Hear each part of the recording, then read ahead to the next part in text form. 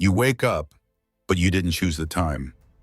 Your smart alarm read your sleep cycle and decided for you. No alarm clock, just optimized rest. Coffee's brewed, groceries reordered, your fridge stocked itself last night. A digital assistant scanned your habits and refilled what you'd run out of. No list, no store, just prediction. Your inbox is empty because AI wrote your replies. It summarized meetings you didn't attend and prepped your slides overnight. Work without working. You scroll through your feed, unaware it was crafted for your emotions today. Every reel, every article, every notification, perfectly timed to keep you hooked. Your car already mapped the fastest route. It knows where you go on Wednesdays, even if you don't remember yet. Feeling off? Your smartwatch saw it before you did. It suggests a playlist to boost your dopamine, or a quote to keep you going.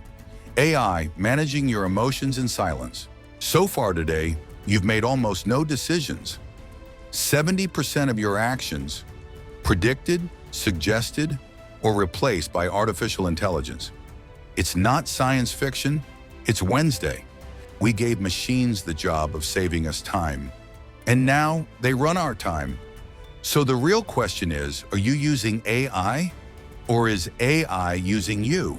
In just a few short minutes, you've seen how artificial intelligence is already shaping nearly every part of our day.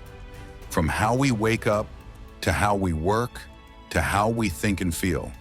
These aren't predictions, they're patterns, and most of them are happening silently in the background. AI isn't coming, it's already here, quietly, efficiently, invisibly, changing how we live. If this video gave you a new way to look at your daily life, support us by hitting like, sharing with someone curious about AI, and subscribing to NeuroPix AI for more visual explainers.